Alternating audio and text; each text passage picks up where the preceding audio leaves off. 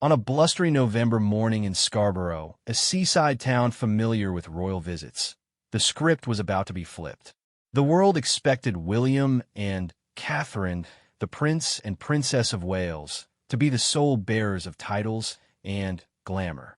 But as their car pulled up to a community center humming with the sound of a children's cooking class, they were not the only royals in the room. Awaiting them, with a quiet dignity that commanded the space, was a 10-year-old girl named Princess. Her name, given with hope by parents who had fled a war, was not a title, but a promise. This is the story of a visit where crowns were metaphorical, where humanity outshone protocol, and where a little girl named Princess, in a flower-dusted apron, taught the future king and queen a brief, unforgettable lesson in the real meaning of grace. The gray North Sea churned under a sky heavy with clouds, the wind whipping along the Scarborough seafront with a bite that promised winter. Inside the brightly lit community center on the edge of the town's struggling Castle Ward, however, the air was warm with the smell of baking bread and the focused chatter of children. Today was a special day, the staff had told them. Very special visitors were coming.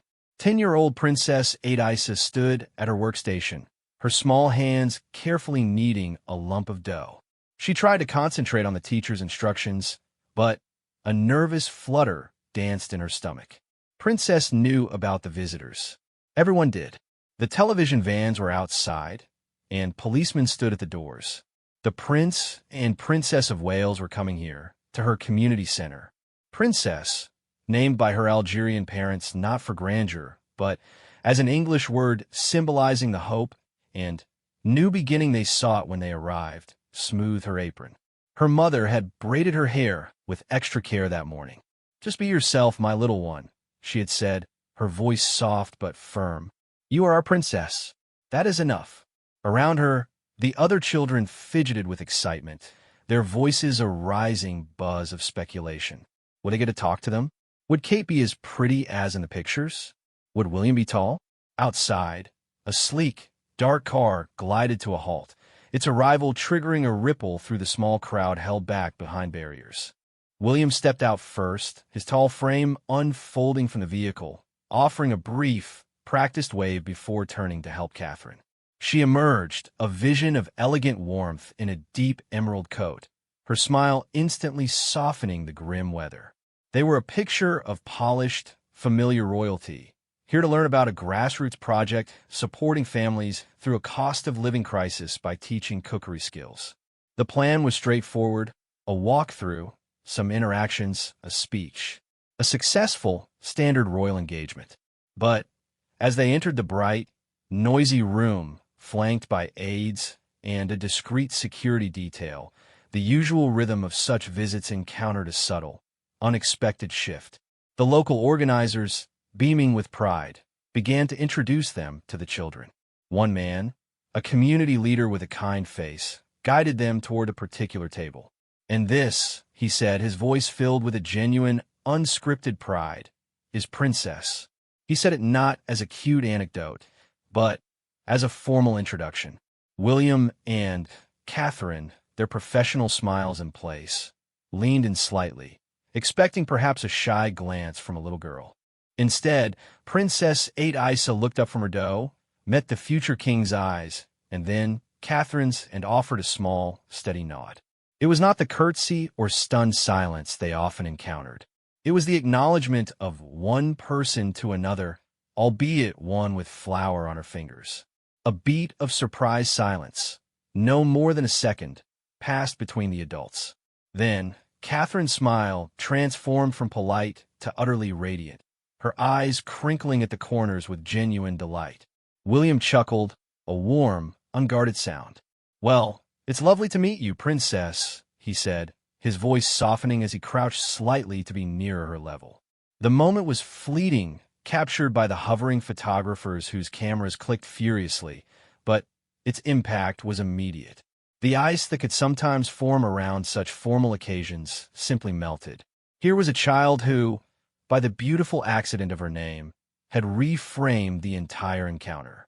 They were not just Will and Kate visiting a center. They were being received by a princess. The symbolism, unintentional and pure, hung in the air, sweet as the scent of baking bread.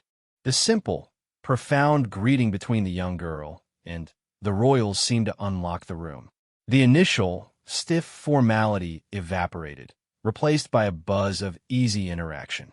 William, rolling up the sleeves of his shirt, asked Princess if he could try his hand at kneading. She watched, her head tilted, as his large hands fumbled slightly with the dough she had just been working.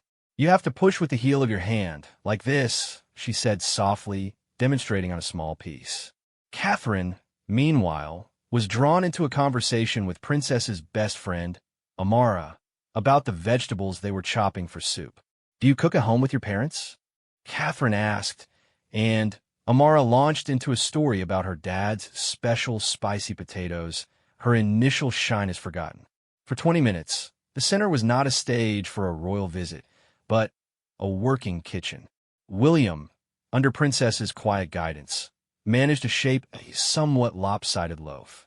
Catherine helped a group of children measure flour, laughing when a small cloud of it puffed into the air. They asked questions not from a script, but from real curiosity. What was the children's favorite thing to make? Did they find it easy to follow the recipes? What would they cook for their families? Princess found herself explaining, with growing confidence, how her mother now let her make the flatbread on Fridays, thanks to what she'd learned here. William listened intently, nodding. He spoke of how his own children, George, Charlotte, and Louis, loved to bake cakes and make a terrific mess.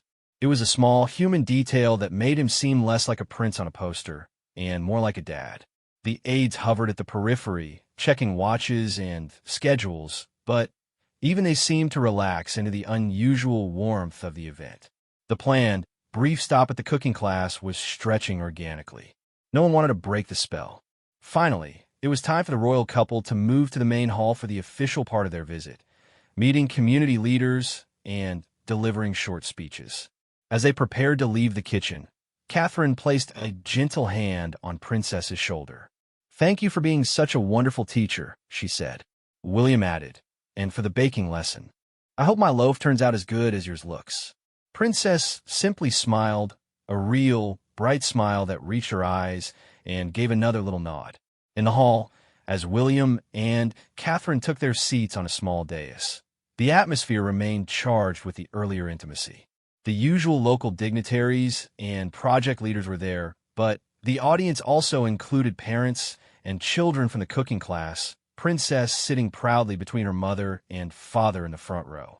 When William stood to speak, he didn't launch immediately into prepared remarks about community resilience.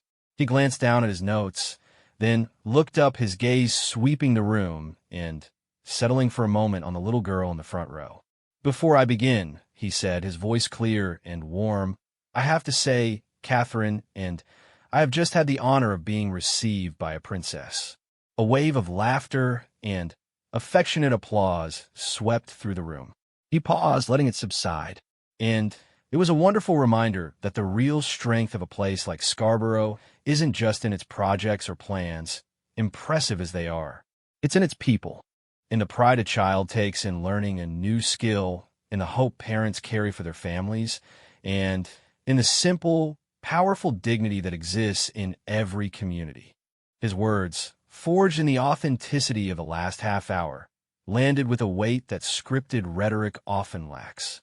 Catherine, speaking after him, echoed the sentiment, her voice filled with a palpable empathy as she spoke of the pressures facing families and the importance of spaces like this community center. They were no longer distant figures dispensing goodwill.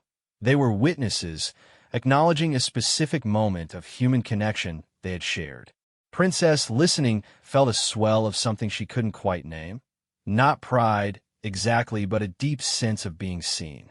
Her father squeezed her hand, his eyes shining. The visit had transcended its official purpose. It had become a shared story. After the speeches, a receiving line formed. William and Catherine took their time, speaking to each person, listening to their stories. When Princess and her parents reached the front, the couple's recognition was immediate and personal. "Ah, Here's our expert baker, William said, shaking her father's hand. Catherine leaned down to Princess's level again. We were just talking about your wonderful flatbread, she said. They asked her parents about their journey, about life in Scarborough, about their hopes for their daughter. The conversation lasted several minutes, an eternity in the tightly scheduled world of a royal tour. There was no hurry, no glancing over their shoulders. Princess's mother, initially trembling with nerves, found herself speaking easily about her work as a care assistant, her husband's job as a mechanic.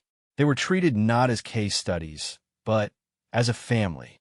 As the visit drew to a close, and William and Catherine made their way back towards the entrance, they paused for a final group photograph with all the children from the cookery class. The children clustered around, beaming. Princess found herself, almost without willing it, standing right between the royal couple. William's hand rested lightly on her left shoulder, Catherine's on her right. The cameras flashed, freezing a moment that would soon travel around the world. The future king and Queen of England, flanking a small, beaming girl named Princess, all three smiling with a joy that looked entirely unforced. It was the perfect, poignant image to end the engagement. Back in the car, as it pulled away from the cheering crowds, William and Catherine exchanged a look of quiet contentment. The gray seaside town, with its economic challenges, had given them something far more valuable than a successful photo opportunity. It had given them a genuine human connection, a story they would both repeat later to their own children. What a remarkable little girl, Catherine mused, looking out at the fading seafront. William nodded. A real princess, he said, and the word carried none of its usual weight of duty and history, only a sense of earned respect. They had come to offer support, but had left feeling curiously uplifted, reminded of the unscripted, human core of the work they were supposed to do. Meanwhile, back in the community center, a kind of joyous chaos erupted. Princess was surrounded by friends, all talking at once. Her teachers hugged her. The local newspaper journalist wanted a quick interview. Her father lifted her up, spinning her around once before setting her down, his face alight with emotion. You did so well, my heart, he whispered.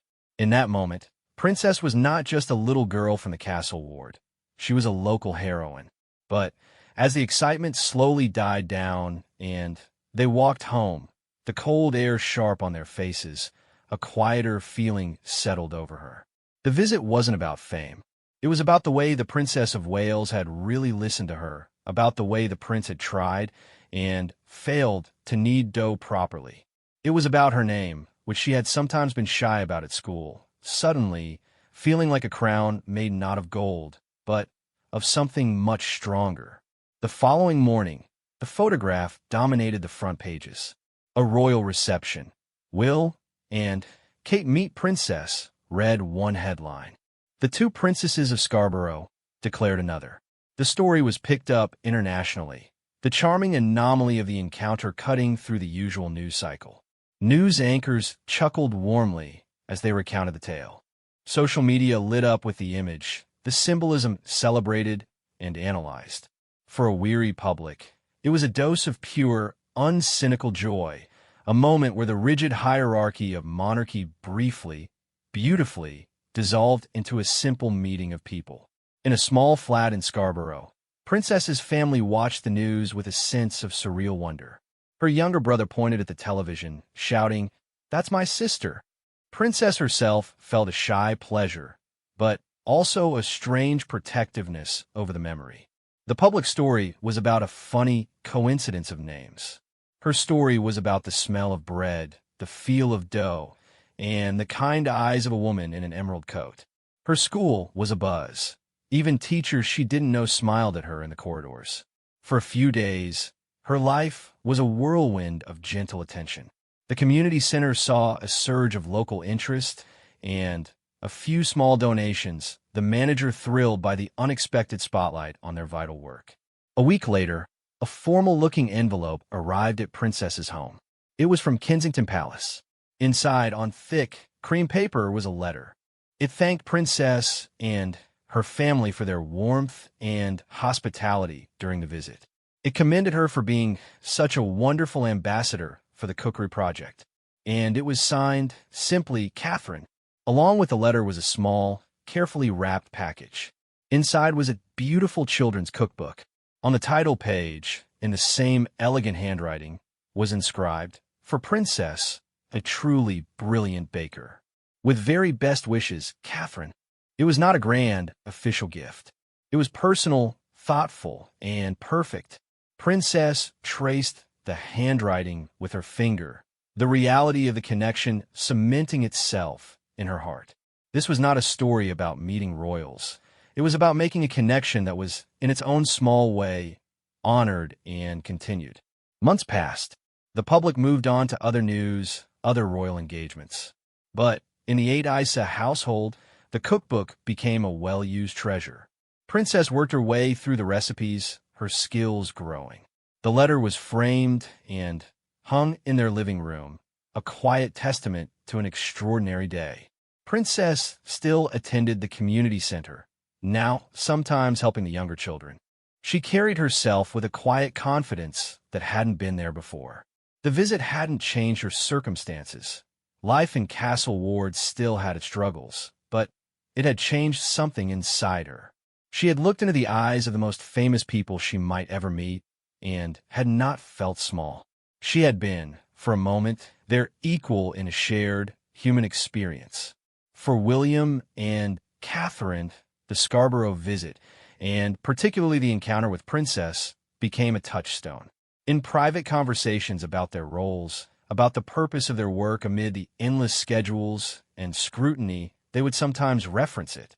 "Remember Scarborough?" one would say, and the other would nod. It was shorthand for the goal beneath the gloss, the real, unpredictable, human moments of connection that made the duty meaningful. It was a reminder that their titles were one thing, but the dignity of the people they met was another, often greater, thing entirely. Princess Isa, unknowingly, had given them a gift as well, a refreshed perspective on the people they served. Years later, Princess, now a teenager applying to college with an interest in nutrition, would come across the faded newspaper clipping in a drawer. She would smile, not at the fame of it, but at the memory of the feeling, the warm, flour-dusted kitchen, the sound of William's laugh, the genuine kindness in Catherine's questions. She had met a prince and a princess, and they had treated her like one too. But the true legacy was not in the photograph or the letter. It was in the unwavering knowledge that grace and dignity are not bestowed by titles, but lived through character.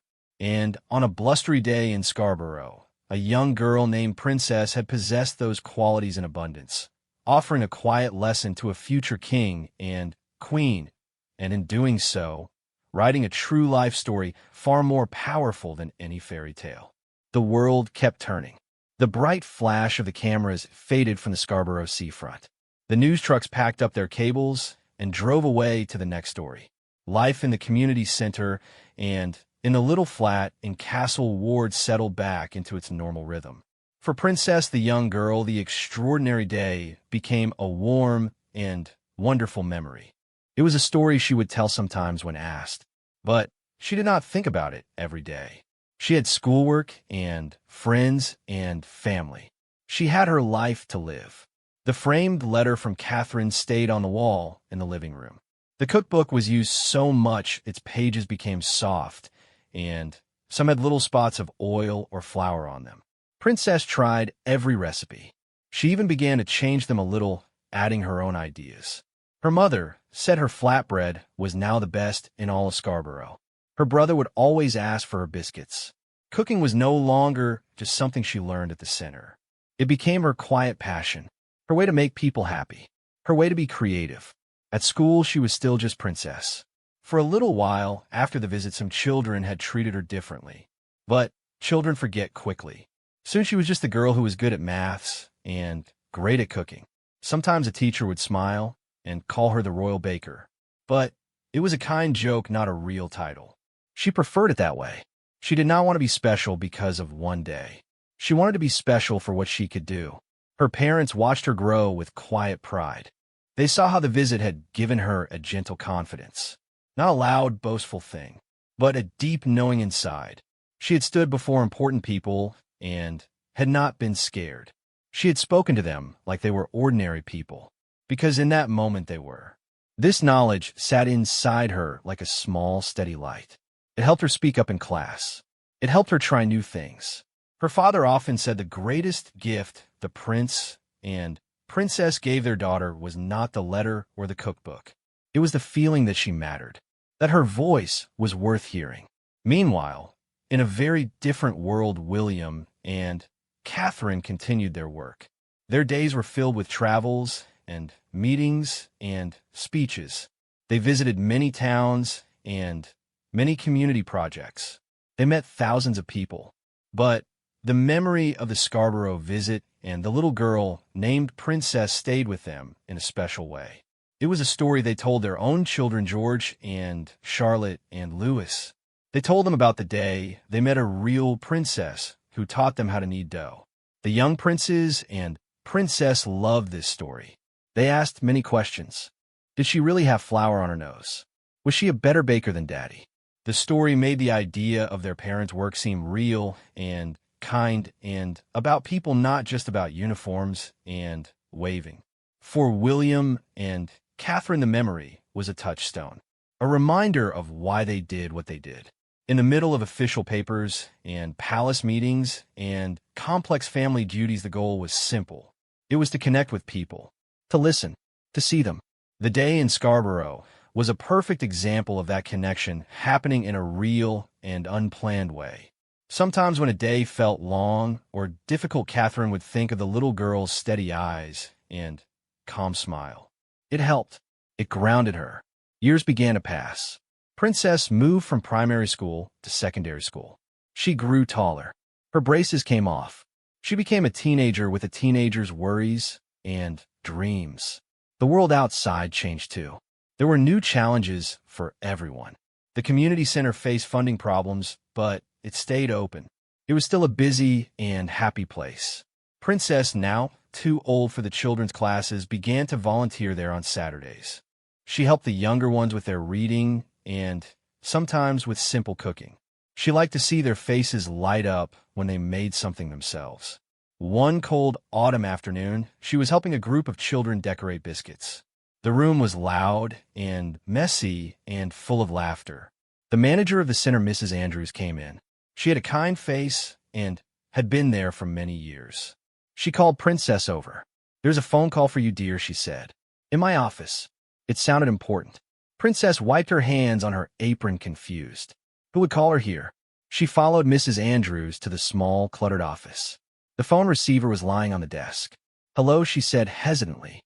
The voice on the other end was a woman's voice, polite and clear. It was a lady from the office of the Prince and Princess of Wales. She explained that William and Catherine were planning a return visit to Scarborough. It was part of a tour to see how communities were managing several years on. They had specifically asked if it would be possible to include a visit to the community center again, and they had wondered if Princess might be there. They remembered her and would very much like to see how she was getting on.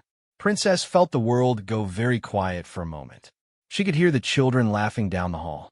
She could see the gray sky through the office window. But inside her head, there was a sudden rush of memory. The smell of baking bread, the feel of a gentle hand on her shoulder, the sound of her own name being said in such a kind way. She had not expected this. Not ever. "Yes," she said finally, her voice a little shaky. "Yes, I will be here." The lady on the phone gave some details and said they would send a formal letter. Then the call was over. Princess put the phone down and stood very still. Mrs. Andrews was looking at her with wide, excited eyes. "Well," she said, "it seems you have a royal appointment, my dear." The news spread through the center like a happy fire. Everyone was thrilled. The cleaners, the teachers, the people who came for the food bank, they all remembered the first visit. They remembered the lovely picture and the good feeling it had brought. Now they would have another chance to show the royal couple their work. And Princess would see them again. At home, that evening, Princess told her family. Her mother put her hands to her face. Her father beamed. Her brother, who was now almost as tall as her, shouted with excitement. They all talked over each other. What would she wear? What would she say? It was happening all over again, but this time she was not a little girl. She was a young woman. In the weeks before the visit, Princess thought a lot about what had changed. She was not the same shy child who stood at a workstation kneading dough. She had her own ideas now. She saw the challenges her community faced more clearly. She understood how hard her parents worked. She also saw how the center struggled for money, but never stopped helping people. She wanted to say something about that. She did not just want to be the girl from the photo. She wanted to show them what she had learned and who she had become. The day of the visit arrived. It was another gray day, but without the strong wind. The seafront was decorated with flags. Crowds gathered behind barriers just like before. Princess stood inside the community center with the others. She was wearing a simple green dress. Her hair was down. She felt nervous, but in a good way. She was ready. Then the cars arrived. William and Catherine stepped out. They looked a little older, but their smiles were just the same. Catherine was wearing a bright coat the color of sunshine. They waved to the crowds and then walked towards the center door. Princess watched them come in. The room was full of people clapping. William and Catherine began to move through the room, shaking hands and talking. Then they saw her. Catherine's eyes found her first. A look of warm recognition and delight spread across her face. She touched William's arm and pointed. They both walked straight toward Princess. "Hello again, William," said, his voice full of genuine pleasure. "My goodness, look how you have grown," Catherine said. She took both of Prince's hands in hers. "It is so very lovely to see you." Princess smiled. She felt the same calm she had felt as a child. "It is lovely to see you both too," she said. "Thank you for inviting me." They talked then, not as famous people and a local girl, but as three people catching up. Princess told them she was in her last year of school. She told them she wanted to study food science and maybe help develop healthy recipes for schools. She told them how volunteering at the center had shown her how important good food was for families. William and Catherine listened closely, just as they had done years ago. They asked smart questions. They were impressed. Catherine said, "You have such a clear plan." "That is wonderful." William said, "We remember how you taught us both a thing or two about baking. You clearly have a real talent for this." Then Princess did something brave. She said, "I also wanted to thank you. That day a long time ago meant a lot to me. It showed me that my ideas mattered. It helped me believe I could do something like this." And she gestured around the busy center. "And I know it helped this place too. People remembered it. It gave everyone here a boost." William nodded slowly. He looked at Catherine and then back at Princess. He said quietly, "No, thank you. That day meant a lot to us too. We talk about it often. It reminded us what this is all about. Meeting people like you and your family. Seeing the real work that happens in places like this. You're the reason we do what we do." In that moment, it was not a prince and a princess speaking to a teenager. It was a conversation between three people who shared a special memory and understood its value. The cameras clicked around them, but the bubble of real connection was strong. They talked for several more minutes. Princess introduced them to some of the children she helped. She showed them a new community garden project where they grew vegetables. She was not a symbol anymore. She was a guide. Before they left, Catherine hugged her. It was a warm and natural hug. "Keep going," she whispered. "We are so proud of you." William shook her hand firmly. "We will follow your career," he said with a smile. "We expect great things." And then they were gone, off to their next appointment. The room felt suddenly quieter, but buzzing with a happy energy. Everyone crowded around Princess. They were all talking and laughing. Mrs. Andrews had tears in her eyes. Later that night, Princess sat at her kitchen table. The house was quiet. She thought about the two visits. The first one was like a beautiful dream, un magical accident. The second one felt different. It felt like a circle closing. It felt like a recognition of growth. Their first meeting had been about a name, a coincidence, a sweet moment. This meeting was about a journey. It was about the person she was becoming. She knew the pictures would be in the papers again. There would be stories about the royal reunion. But for her, the true story was private. It was the story of a little girl who learned she had a voice. and a prince and princess who were kind enough to listen to it. And then, years later, came back to hear how that voice had grown stronger. She opened the old cookbook, the one with Catherine's handwriting in it. On a clean page at the back, she began to write her own recipe. She called it Scarborough Sunshine Cake. She wrote the ingredients and the instructions, and at the top she wrote a note. This cake is about memory and kindness. It is sweet but strong, just like the best days. She knew life would go on. She would study and work and face challenges. The royal family would continue their duties in their vast and complicated world. Their paths might never cross again, but it did not matter. The connection had been real. It had been made not by titles or fame, but by a simple human kindness. And that was something no one could ever take away. It was a true life story, and it was hers.